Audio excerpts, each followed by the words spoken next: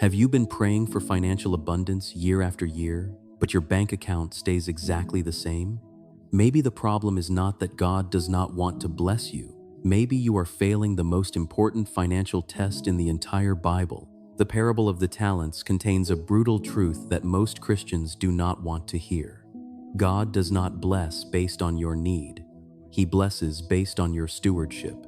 Today, we are going to expose 3 reasons why your financial faucet is locked tight and how to open it before it is too late.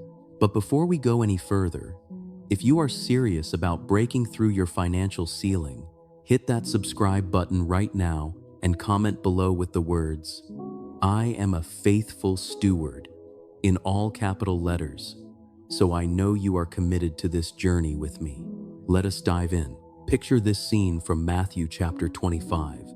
A wealthy master is about to leave on a long journey. Before he goes, he calls 3 servants and entrusts them with his wealth. To one servant, he gives 5 talents, to another, 2 talents, and to the third servant, 1 talent. Each receives according to his ability. Now here is what most people miss. A talent was not just pocket change. 1 talent was worth about 20 years of wages for an average worker. Even the servant who received 1 talent was given incredible wealth and responsibility. The master then leaves. Months pass, maybe even years, and when he finally returns, it is time for the reckoning. The first servant comes forward with confidence. He took his 5 talents, invested them wisely, and doubled them to 10. The master is thrilled beyond measure. He says, "Well done, good and faithful servant. You have been faithful with a few things, so I will put you in charge of many things. Come and share your master's happiness." The second servant also doubled his investment from 2 talents to 4 talents. Same response from the master, same reward, same promotion, same invitation into joy. Notice something crucial here. Both servants received the exact same praise, even though one made 10 talents and the other made 4. Why? Because faithfulness is measured by what you do with what you have, not by comparison to what others produce. But then comes the third servant. He walks up slowly, dragging his feet, reaches into his cloak, and pulls out a dirty bag.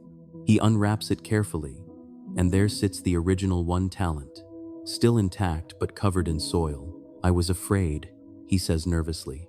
"I knew you were a hard man, harvesting where you did not sow and gathering where you did not scatter seed. So I was scared, and I went and hid your talent in the ground. See here, you have what is yours." The master's face changes instantly. The joy drains from his expression. He is furious. "You wicked, lazy servant," he thunders. "You knew that I harvest where I have not sown and gather where I have not scattered seed? Then you should have at least put my money on deposit with the bankers, so that when I returned, I would have received it back with interest. Take the talent from him immediately and give it to the one who has 10 talents. For whoever has will be given more, and they will have an abundance. Whoever does not have, even what they have will be taken from them. And throw that worthless servant outside into the darkness, where there will be weeping and gnashing of teeth." This is not just a story about ancient servants in the 1st century. This is a mirror being held up to your financial life right now. And if you are brutally honest with yourself, you might see yourself staring back in that third servant. So let us break down exactly why God is not giving you more money, using the 3 fatal mistakes this servant made that are still destroying financial futures today. The servant said, "I was afraid, so I went and hid your talent in the ground." Fear was his entire operating system. His entire financial strategy was built on avoiding loss rather than pursuing growth. And here is the shocking part that makes most Christians uncomfortable. The master called him wicked and lazy for this approach. Not just cautious, not just overly conservative, wicked and lazy. Why would God use such strong, harsh language about fear-based financial management? Because fear that masquerades as wisdom is actually rebellion against God's design for multiplication. Let me explain what I mean. So this lands in your spirit. When you bury your resources, whether that is money, skills, time, or opportunities, you are essentially saying out loud to heaven, I do not trust God's system of increase. You are saying the risk of loss is greater than the possibility of gain. You are making every single decision based on worst-case scenarios, instead of walking by faith. Now, I am not talking about foolish speculation or get-rich-quick schemes that flood your social media feed. I am not talking about gambling your rent money on cryptocurrency or investing your life savings into your cousin's multi-level marketing scheme. The servants in this parable were expected to be shrewd, strategic, and wise, but they were also expected to put the resources to work in the marketplace. There is a massive difference between biblical wisdom and fear-based hoarding, and most Christians have completely confused the two.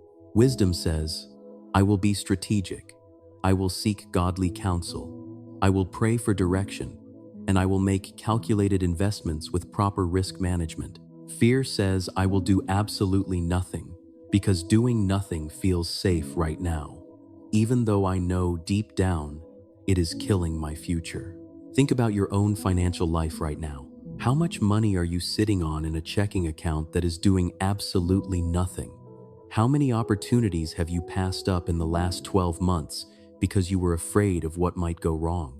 How many times have you felt God clearly nudging you to invest in yourself, to start that business, to take that course, or to give generously to a ministry, but you talked yourself out of it because you convinced yourself you might need that money later for an emergency that never came? Here is the brutal truth that the Holy Spirit wants you to hear today.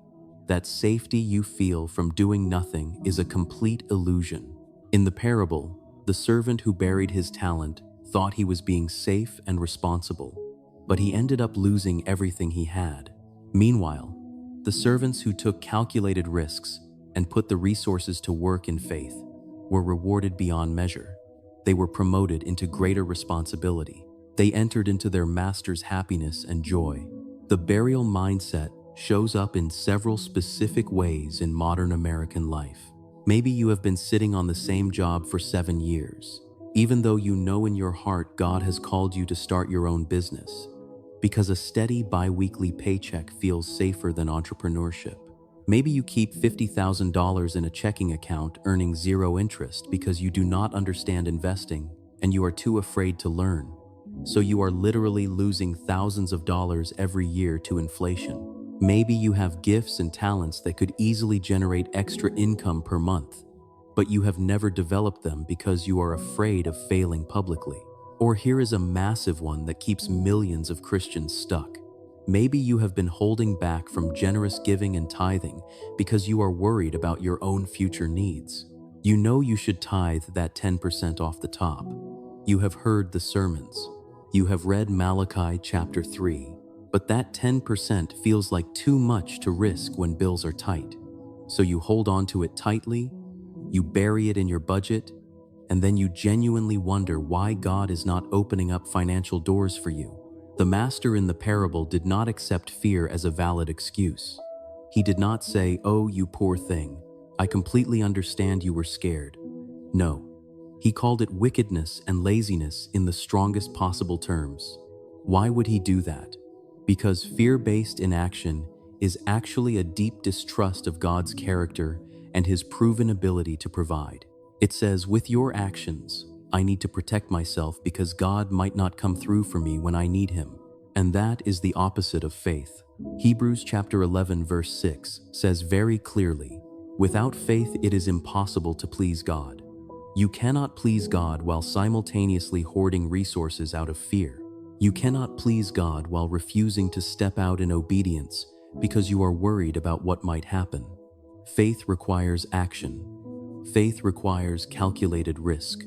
Faith requires putting your one talent to work even when you only have one. The second fatal mistake is subtle but absolutely deadly to your financial future.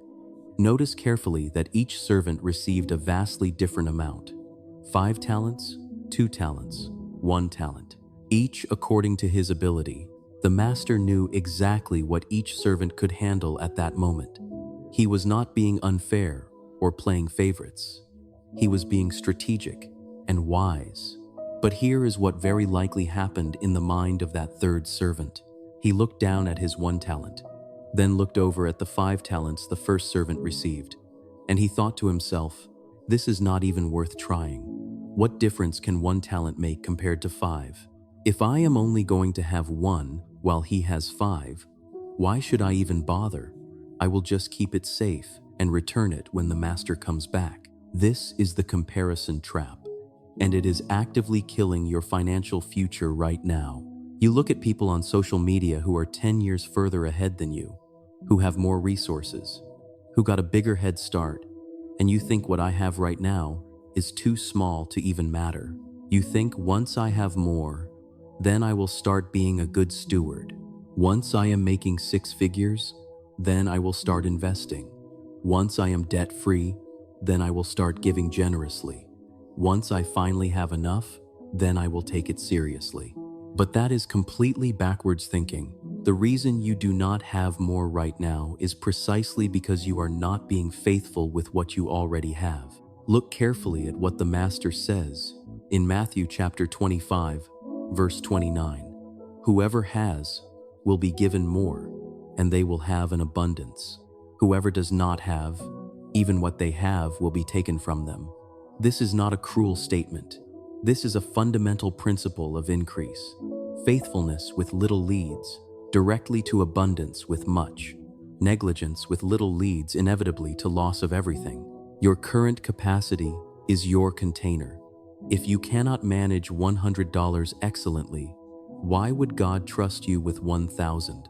If you cannot manage 1,000 wisely, why would He trust you with 10,000?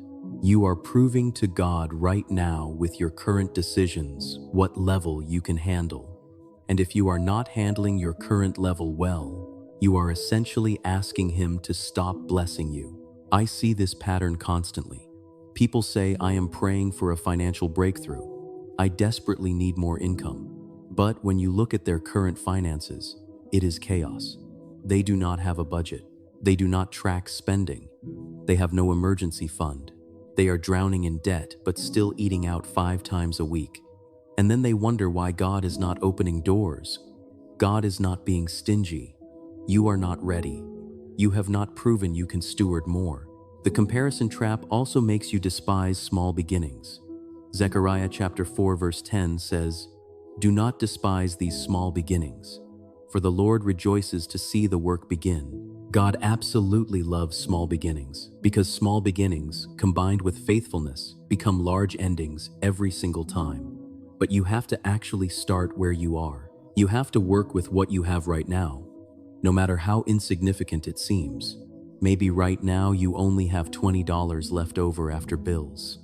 That feels pathetic compared to people investing thousands. But what are you going to do with that 20? Are you going to waste it mindlessly or steward it intentionally? Maybe you can only give $2 to church right now. Give that $2 with pure joy. Be faithful with $2. Maybe you only have 1 hour per week to work on your side business. Use that 1 hour wisely. Stop waiting for perfect conditions and start multiplying what is in your hand. The servant with 1 talent had more than enough to generate return. The master expected him to at least put it in the bank to earn interest. Even passive growth would have been acceptable. But doing nothing? That was inexcusable. Your current resources, no matter how small, are enough to take the next step. The question is, will you take it or keep comparing yourself to others? Now we come to the most dangerous mistake of all three. The third servant fundamentally misunderstood what the money was for. He thought it was a gift to keep safe until the master returned. But it was not a gift. It was capital. It was investment funding. It was seed money meant to multiply and generate return for the master's kingdom. This is where most Christians get financial stewardship completely wrong. We think of money as something God gives us to meet our personal needs and desires. We pray, "Lord, give me more money so I can pay off debt, buy a house, go on vacation, and live comfortably." And while God does care about your needs, that is not the primary purpose of financial blessing. Listen carefully. Every single dollar in your possession is God's capital, not your personal piggy bank. You are not the owner. You are the manager. You are the steward. And God is looking for a return on his investment. He wants to see his resources multiplied for kingdom purposes, not consumed for selfish desires. Luke chapter 16 verses 10 through 13 makes this clear. Jesus said, "Whoever can be trusted with very little can also be trusted with much, and whoever is dishonest with very little will also be dishonest with much." So, if you have not been trustworthy in handling worldly wealth, who will trust you with true riches? And if you have not been trustworthy with someone else's property, who will give you property of your own? No one can serve two masters. Either you will hate the one and love the other, or you will be devoted to the one and despise the other. You cannot serve both God and money. Did you catch that? The money you think is yours is actually described as someone else's property. It belongs to God. He is watching to see what you do with it. Will you be trustworthy with his property? Will you multiply it for his kingdom? Or will you treat it like your own and consume it on your personal desires? This is why so many prayers for financial blessing go unanswered. You are asking God to pour more resources into a black hole of consumption. You have no plan to use it for kingdom purposes, no plan to advance the gospel, no plan to help the poor, no plan to invest in disciples or churches or ministries.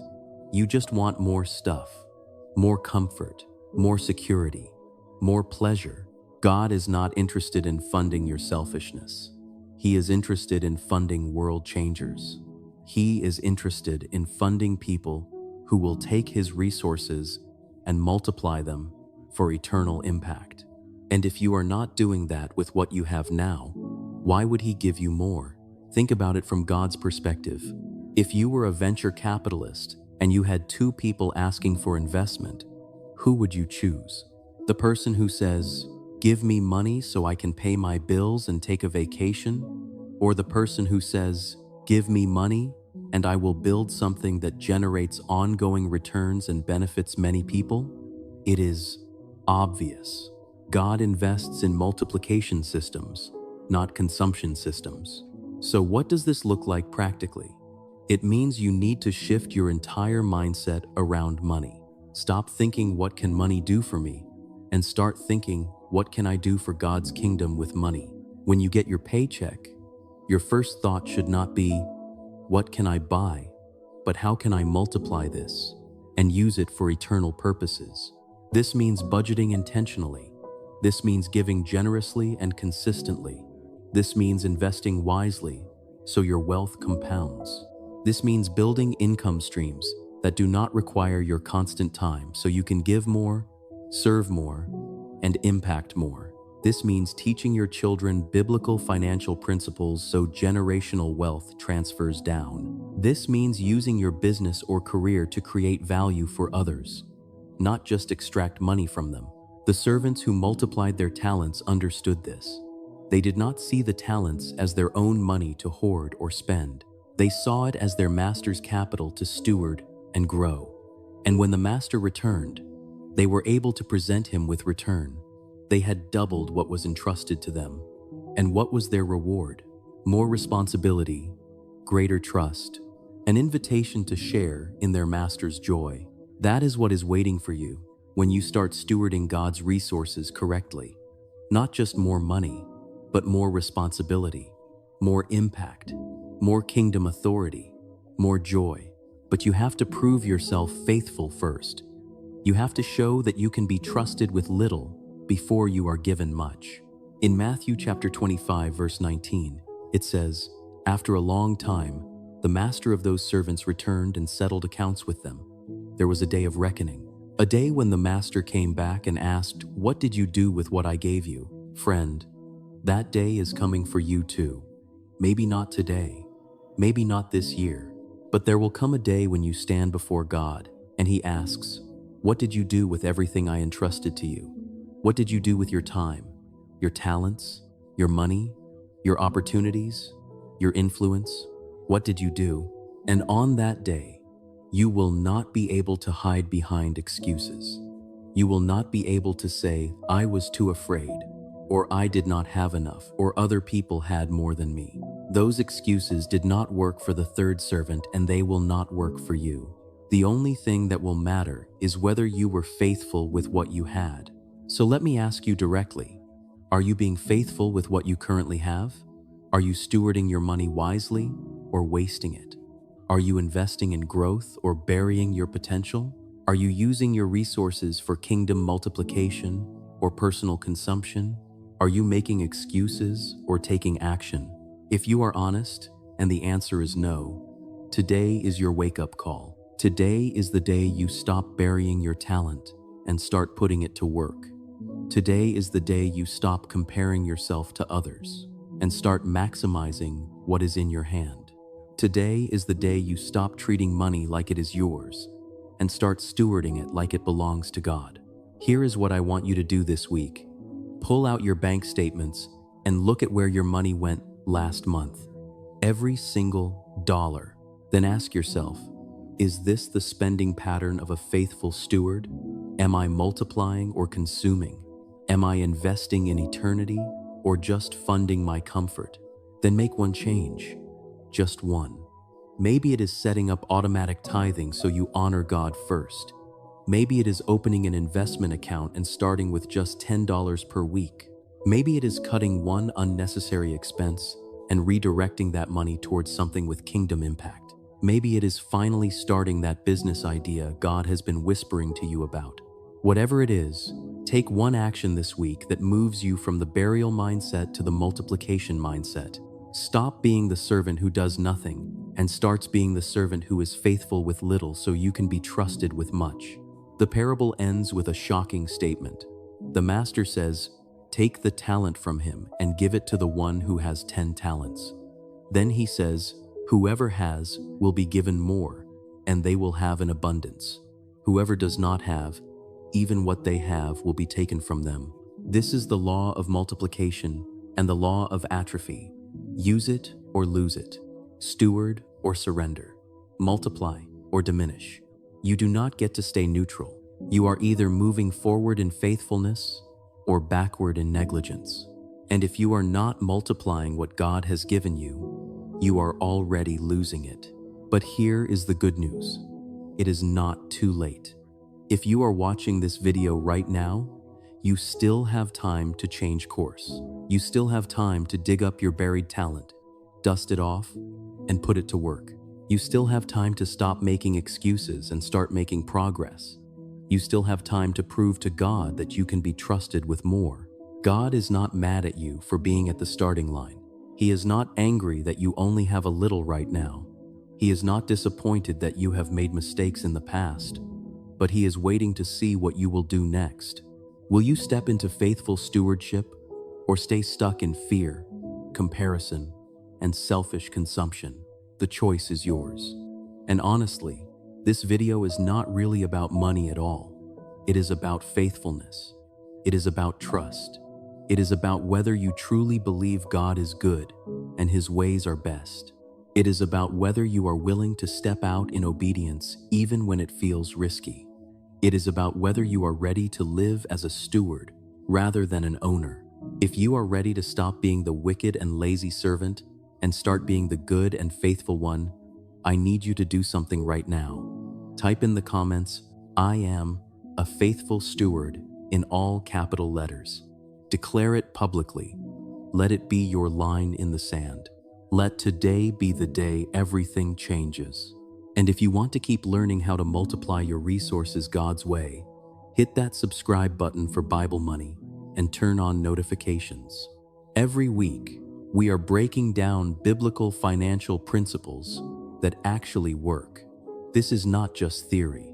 This is how you build wealth that honors God and advances his kingdom.